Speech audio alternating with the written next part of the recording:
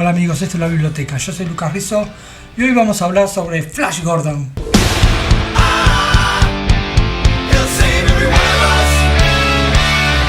Bueno, antes que nada siempre agradezco a todos los que están apoyando el canal con sus suscribidas, sus likeadas, sus compartidas. Si no lo hiciste, por favor hacelo. Si querés colaborar para que esto siga todas las semanas, abajo dejo el área de Mercado Pago para que puedas ayudarme a que esto no pare nunca. Si me querés seguir en redes, seguime en Instagram, lucasrizzo.ar. Bueno, y quedate hasta el final para la nueva encuesta para los próximos videos. Y bueno, ahora sí, vamos al video de hoy.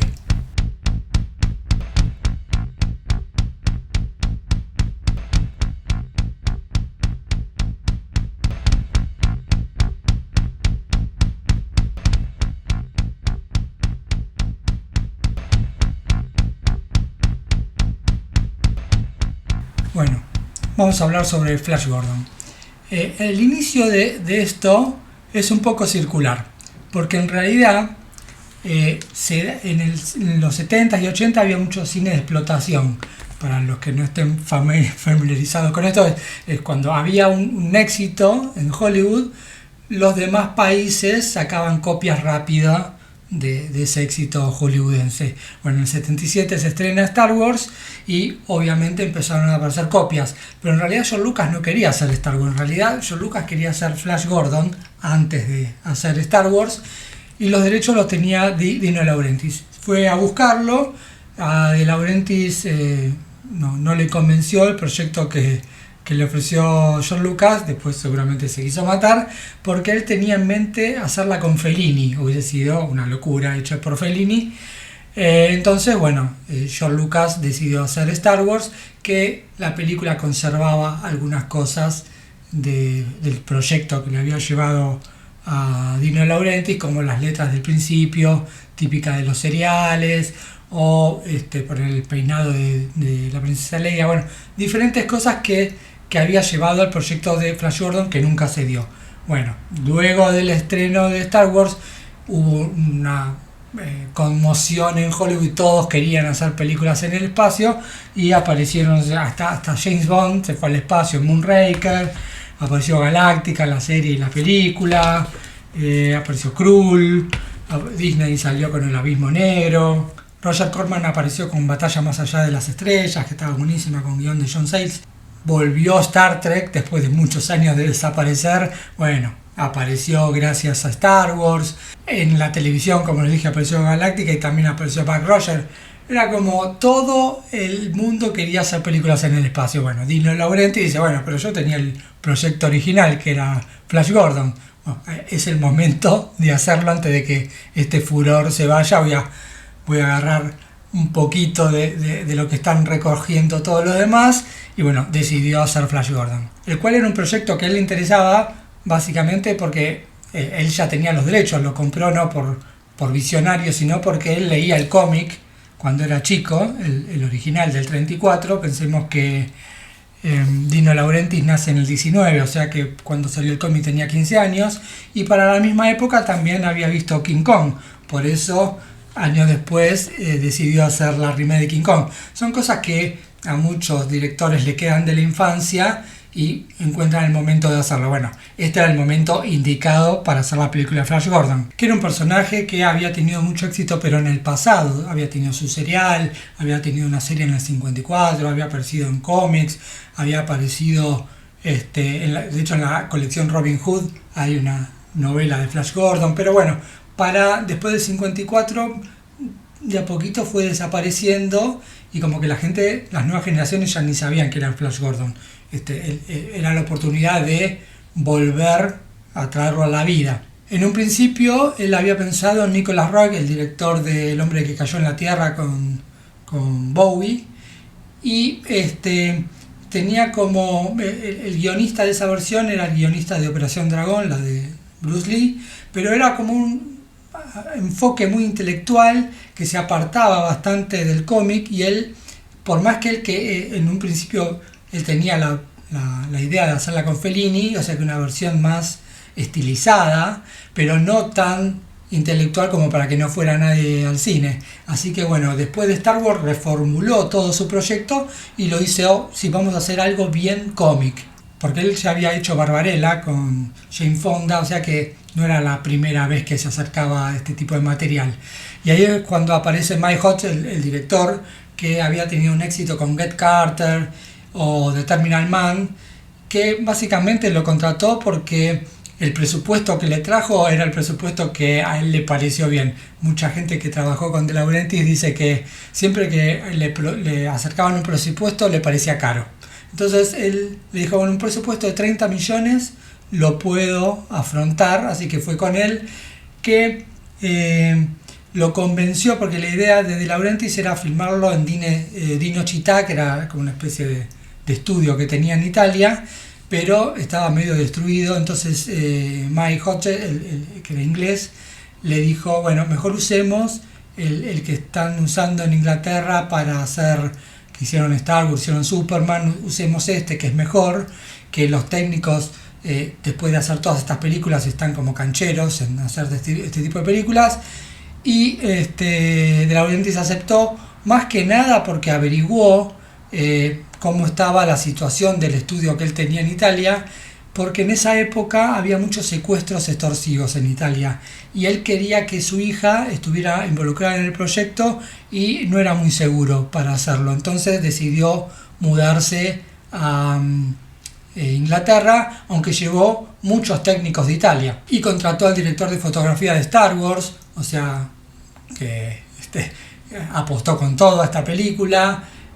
Volvió a contratar a Lorenzo Samper Jr., el guionista de King Kong, que había hecho la de Batman del 60, para que tenía como una idea del cómic por haber hecho Batman, para que hiciera el guión de Flash Gordon. Y para el protagonista primero pensó en Kurt Russell, pero Kurt Russell no quería hacer algo tan liviano, y por eso se fue a trabajar con Carpenter en las películas de Escape de Nueva York, etcétera, etcétera. Después pensó en Schwarzenegger cuando se le acercó una vez Schwarzenegger, y está la anécdota de que Schwarzenegger lo va a ver a su oficina y medio que no hubo mucha onda de entrada por el acento de Schwarzenegger, y como para defenderse Schwarzenegger le dijo, ¿qué hace un hombre tan chiquito en un escritorio tan grande? Como que quedó tirante la situación, que después lo iba a contratar para hacer de Conan años más tarde, o sea que la cosa se arregló. Hay una anécdota parecida con Golan, el de Golan y Globus, de la Canon, que cuando Schwarzenegger se le acercó en un aeropuerto a decirle quiero hacer películas con usted, cuando vio cómo hablaba Schwarzenegger, porque físicamente le redaba para una película de la Canon, pero le dijo, mudate a Estados Unidos, aprendé durante 2 años a hablar inglés y después venirme a ver. Y te vamos a cambiar el nombre, que con ese apellido no vas a poder triunfar en Hollywood. Y después de que triunfó en Hollywood, se lo encontró y le dijo, mirá cómo me fue hablando como el culo inglés y no cambiándome el apellido. Y terminó contratándolo a Sam Jones, que no era un actor, era un modelo, que lo había visto en un programa de citas tipo Yo me quiero casar. Le pareció físicamente que daba. Él había sido jugador de fútbol americano, por eso le cambian la profesión al personaje y lo vuelven jugador de fútbol americano. Había hecho una participación chiquita en 10, La Mujer Perfecta, la de Blake Edwards, pero no era un gran actor. De hecho le tiñen el pelo de rubio porque ni siquiera era su pelo. En esa época Sam Jones estaba trabajando empapelando casas, o sea que la actuación no era lo suyo. Pero el physique du rol era perfecto para Flash Gordon. Entonces uno de los primeros consejos que le dio De Laurentiis, dijo, mira, después de esta película seguramente te vas a hacer famoso el día de la mañana. Vos, el mejor consejo que te puedo dar es que no te pelees con nadie. Para durar mucho en este ambiente tenés que ser perfil bajo. Cosa que a Sam Jones parece que se los pasó por la bola, porque lo primero que hizo fue ponerse en pedo y agarrarse a trompadas en un bar. Y ahí dentro de la pelea le tajearon la cara, entonces fue a un hospital para que lo cosieran. Vino Dino Laurentiis corriendo diciendo, por favor no lo cosan, esta es mi estrella, si le arruinan la cara me matan y tengo que buscarme otro actor. Entonces bueno, el doctor que lo atendió en ese momento le dijo, mire, De Laurentiis, esto es un quirófano, no es un set de filmación, así que salga de acá. Igualmente parece que entraron en razones y lo hicieron de una manera que no se nota demasiado el tajo que le hicieron y pudo quedarse en la película. Para el papel del doctor estaba entre Topol y Warren Oates y lo hizo muy salomónicamente la decisión, tiró una moneda al aire y eligió a Topol. Después para Ming lo contrató a Matt von Sydow, que según lo que cuentan es el que mejor la pasó en rodaje porque él era fan del cómic cuando era chico también. Entonces se lo tomó, supo encontrarle el tono perfecto al personaje entre malo y gracioso, y lo contrató a Timothy Dalton, que para mí fue el peor Bond. Mi Bond preferido es Roger Moore. Déjame abajo cuál es tu Bond preferido y cuál es el peor Bond de la historia. Para mí, generacionalmente, según la edad de cada uno, calculo que será el Bond. El mío, evidentemente, es Roger Moore. Pero bueno, me gustaría que me digas, porque podemos hacer películas sobre Bond. Decime qué peli podríamos hacer sobre Bond. Pero bueno, la cosa es que Timothy Dalton se tomó el rol muy en serio. Si ven la película, van a ver como que desentona con respecto a la actuación de los demás personajes. Porque, fíjense, Sam Jones, por más que no era un gran actor, encontró el tono perfecto, Ming también, todos encontraron el tono, menos Timothy Dalton, que se lo tomó como si estuviese haciendo, no sé, Hamlet. Pero bueno, tampoco es que es un desastre, pero es el que peor está, el único que no le encontró el tono a la película. Y para la dirección artística lo contrató a Danilo Donati, que era un director de arte muy famoso en Italia, había trabajado mucho con Fellini, había hecho Roma, Satiricón, Amarcord, Casanova, bueno, un montón. También había hecho Romeo y Julieta con Zeffirelli, había hecho Salò con Pasolini, había hecho Calígula con Tinto Blas, era como una estrella. Entonces le dio carta abierta para que hiciera lo que quisiera en la película. De hecho, se dio el lujo de ni siquiera leer el guión. O sea, que lo primero que le venía a la mente, él decía, hagamos esto. Hasta casi más convence a De Laurentiis para contratar a la Fiat para que hiciera las naves espaciales. Del nivel de delirio. Para el planeta de los árboles quería hacer todos árboles rosas y construyó demasiados árboles y cosas que el director casi no tenía lugar para meter la cámara de la cantidad de árboles que había construido. Todos los días venía con locuras, algunas cosas se las pudieron parar, otras no. De hecho, el traje que hizo para los hombres halcón tenía unas alas demasiado pesadas que los actores para descansar tenían que tirarse boca abajo porque eran tan rígidas que no se podían sentar. Después, cuando filmaron la escena de los hombres halcón volando, fue un quilombo porque dice, bueno, si lo pudieron hacer con Superman, nosotros también lo podemos hacer. El tema es que Superman era una sola persona, estos eran 250 tipos con cables, que fue un quilombo filmarlo, pero bueno, dentro de todo, si uno se pone en la época que se hizo la película, está bastante lograda la escena. Y muchas cosas se improvisaron en rodaje. Por ejemplo, la escena donde Flash Gordon pelea como si fuese un partido de fútbol americano, esa la improvisó Sam Jones en el momento, aprovechando sus dotes para el fútbol americano.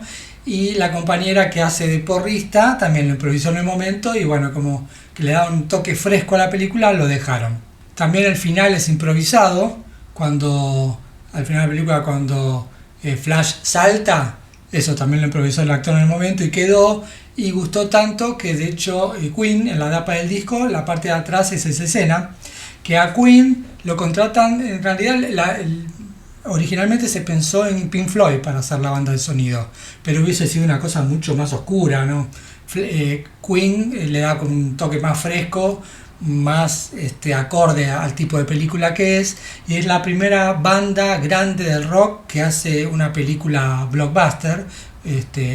Antes por ahí había muchas canciones en películas, pero nunca una banda tan grande había hecho la banda sonora entera de una película taquillera. Y la escena donde la tarima se mueve fue bastante peligrosa porque la tarima estaba a 2 metros de altura y se movía, y algunos de los pinches eran verdaderos y otros falsos, o sea que tuvieron que hacerlo con mucho cuidado para que no quedaran ensartados como una brochette. Y tardaron como 3 semanas para hacerla, y en pantallas eran 3 minutos de película. Y Y después durante todo el rodaje hubo muchos problemas de comunicación, porque la mitad del equipo era italiano y la mitad del equipo era inglés o norteamericano. Y muchos ni siquiera hablaban, no había traductores. Entonces, como que según el equipo era el tono que habían entendido, que parece no había, el director no supo comunicarle a todo el mundo. Los italianos pensaban que estaban haciendo una película más oscura y el equipo anglosajón que iba a ser más un cómic más alegre. Entonces, si miran la película, cambia mucho el tono. Hay escenas muy truculentas y otras muy alegres. Por ejemplo, la muerte de Klaatu era súper asquerosa. De hecho, al final, cuando está la escena donde una mano agarra el anillo de Ming, en realidad no es Ming el que agarra. Mucha gente por ahí no entendió ese final. El final en realidad es Klaatu el que agarra ese anillo, porque estaban pensados hacer 2 películas más. Iba a ser una trilogía Flash Gordon, pero como no le fue bien en taquilla, solamente quedó ahí, quedó medio raro. Por eso queda abierta la película, que nunca terminó cerrándose. Y el rodaje siguió siendo complicado porque Sam Jones siguió peleándose en el rodaje, se empezó a creer que era una estrella antes de serlo. De Laurenti lo mandó a su casa y terminó de filmar la película con un doble. Nunca se le ve la cara, entonces usaban a otra persona con un físico parecido de espalda y le doblaron la voz, o sea que la voz del personaje ni siquiera es esa.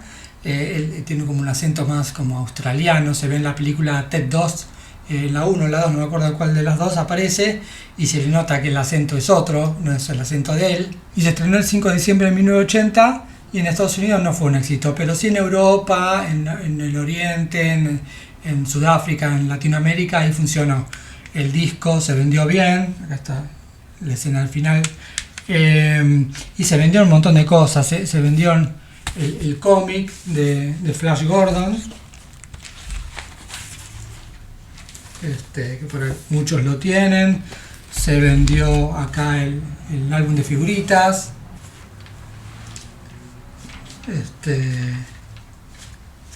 que por ahí algunos de ustedes, me faltan un par, así que si alguien tiene figuritas repetidas Flash Gordon, déjame escrito abajo.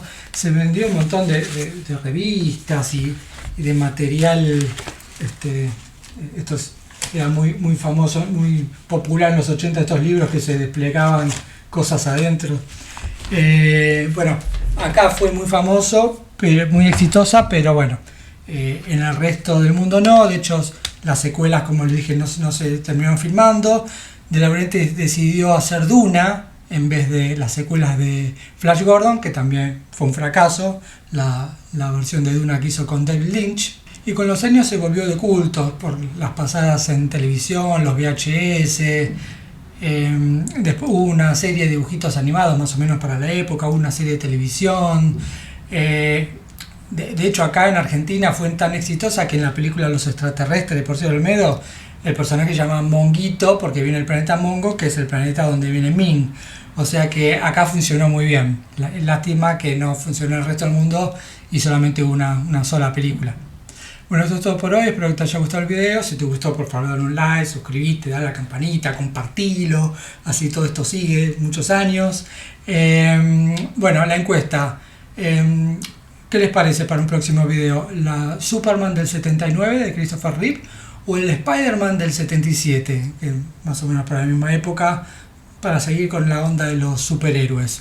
Bueno, déjamelo en los comentarios, entre los que están suscritos y colaboren con el canal. Vamos a ver por dónde seguimos. Si quieres apoyar al canal, abajo dejo el alias de Mercado Pago. Si me querés seguir en las redes, lucasrizo.ar. Y bueno, como os digo siempre, nos vemos en la próxima.